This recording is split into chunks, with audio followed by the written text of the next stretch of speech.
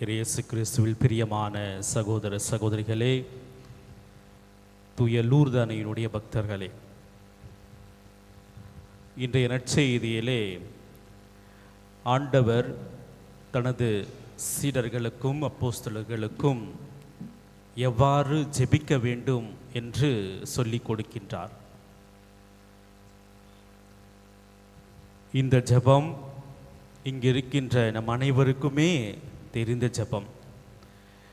ஒரு வரியாக பார்ப்பதற்கு நேரமில்லை என்றாலும் ஒரு சில விளக்கங்களை மட்டும் சொல்ல ஆசைப்படுகின்றோம். ஜெபத்தினுடைய தொடக்கத்திலே விண்ணுலகில் இருக்கிற எங்கள் தந்தையே என்று ஆரம்பிக்கின்றது. அப்போது ஒவ்வொரு வார்த்தையாக நாம் தியானிக்கின்ற பொழுது இதுதான் தியானம். நான் ஏற்கனவே சொல்லியிருக்கின்றேன், சொல்லி வருகின்றேன்.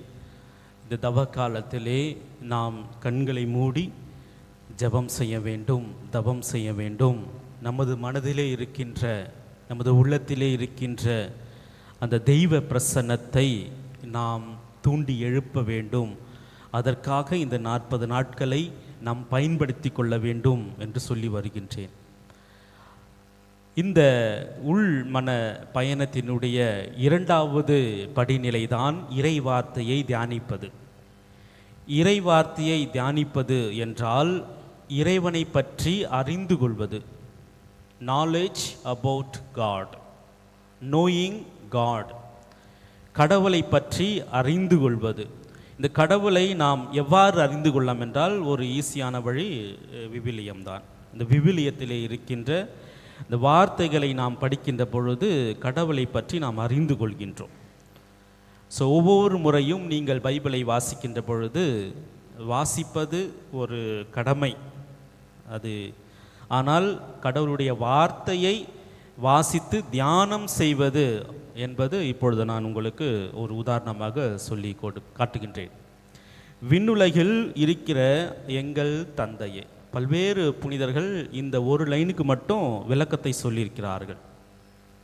சாதாரணமாகவே நாம் இதை தியானித்தோம் என்றால் அப்போது மண்ணுலகில் யார் இருக்கிறார் என்ற ஒரு சந்தேகம் நேச்சுரலாக நமக்கு வரணும். விண்ணுலகில் தந்தை என்றால் மண்ணுலகில் தாய். பிரைஸ் தி லார்ட் சொல்லுவோமா? Praise the Lord. மரியே வாழ்க. விண்ணுலகில் இருக்கிற எங்கள் தந்தையே அப்படின்னு ஆண்டவர் சொல்லி கொடுக்கிறார். அப்படி என்றால் என் தந்தை ஒன்று, எங்கள் தந்தை என்பது ஒன்று.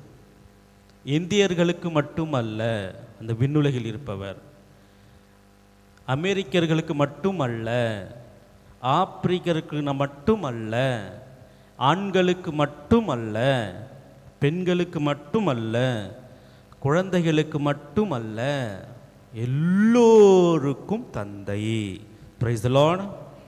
இயேசுவுக்கே புகழ், இயேசுவுக்கே நன்றி, மரியே வாழ்க. எனவே இந்த ஒரு எண்ணத்தோடு நாம் தந்தையை நோக்கி கூப்பிடுகின்றோம்.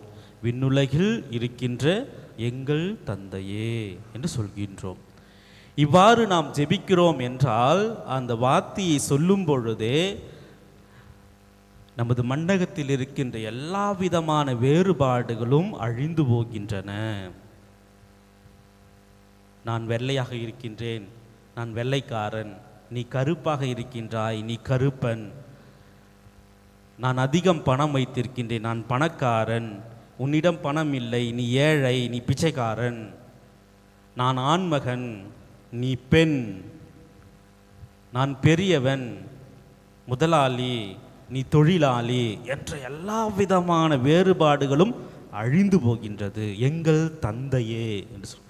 விண்ணுலகில் இருக்கின்ற எங்கள் தந்தையே. நம் அனைவருக்கும், எல்லோருக்கும், இங்கு அமர்ந்திருக்கின்ற எல்லோருக்கும், ஆணாக இருந்தாலும் சரி, பெண்ணாக இருந்தாலும் சரி, மாற்றுத்திறனாளியாக இருந்தாலும் சரி, 3ஆம் பாலினத்தவராக இருந்தாலும் சரி, எல்லோருக்குமே ஒரு தந்தை இருக்கின்றார், கடவுள் இருக்கின்றார். நம் எல்லோருக்கும் ஒரு சக்தி இருக்கின்றது என்பதை நாம் உணர்ந்து கொள்ள வேண்டும். உணர்ந்து இந்த ஜெபத்தை சொல்ல வேண்டும். எங்கள் தந்தையே. இரண்டாவது வார்த்தை, எங்களை சோதனையில் விழவிடாதேயும். எப்படி விழவிடாதேயுமா உட்படுத்தாதேயுமா? விழவிடாதையும், அதாவது நம்மை படைத்த தந்தை நம்மை சோதனையில் உட்படுத்துவதில்லை. நீ போய் இந்த துன்பத்தில் மாட்டிக்கொள் என்று நம்மை அவர் கட்டளையிடுவதில்லை.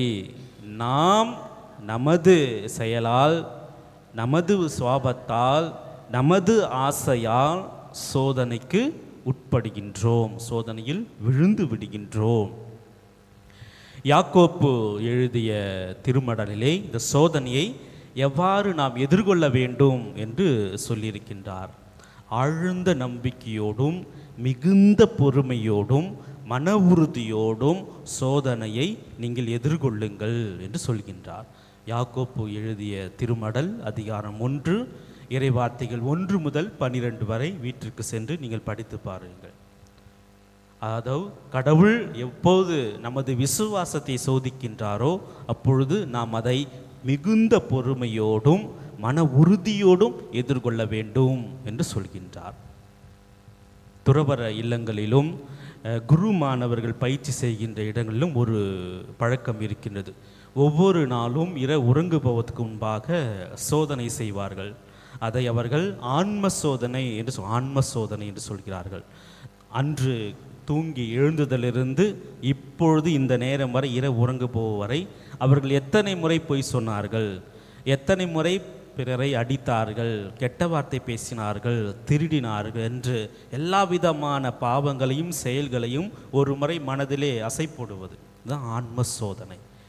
கடவுள் நமக்கு வைக்கின்ற பெரிய பெரிய சோதனைகளிலிருந்து நாம் விடுவிக்கப்பட வேண்டுமென்றால், விடுதலை பெற வேண்டுமென்றால் நாம் தினமும் உறங்க போவதற்கு முன்பாக ஆன்ம சோதனை செய்து பார்க்க வேண்டும். ஆன்ம சோதனை, இன்று நான் காலையில் எத்தனை மணிக்கு எழுந்திருச்சேன், காலையிலிருந்து இப்பொழுது வரை உறங்கப் போவது வரை நான் எத்தனை முறை பொய் சொன்னேன், அல்லது பிறரை வஞ்சித்தேன், அல்லது கெட்ட வார்த்தை பேசினேன், அல்லது கடவுளுடைய அன்புக்கு எதிராக, பிறருடைய அன்புக்கு எதிராக நான் எப்படியெல்லாம் பாவம் செய்தேன் என்பதை பற்றி நாம் ஒவ்வொரு நாளும் ஆன்ம சோதனை செய்கின்ற பொழுது பிற்காலத்தில் நமக்கு வருகின்ற பெரிய பெரிய சோதனைகள் கண்டிப்பாக கடவுள் நம்மை பாதுகாக்கின்ற வல்லமை படைத்தவராக இருக்கின்றார். எனவே 2 விஷயங்கள். ஒன்று, நாம் இந்த ஜெபத்தை வேண்டிக் கொள்கின்ற பொழுது நம்மை படைத்த ஒரு கரம், ஒரு உள்ளம், ஒரு எண்ணம் கடவுள் தந்தையாக இருக்கின்றார். நாம் சோதனை வருகின்ற பொழுது உறுதியான உள்ளத்தோடு மிகுந்த பொறுமையோடு எதிர்கொள்ள நம்மையே நாம் தயார் செய்ய தேவையான வரங்களை இந்த திருப்பலியில் நாம் ஜெபிப்போம். எல்லாம் வல்ல இறைவன் நம் அனைவரையும் ஆசீர்வதிப்பாராக. ஆமென்.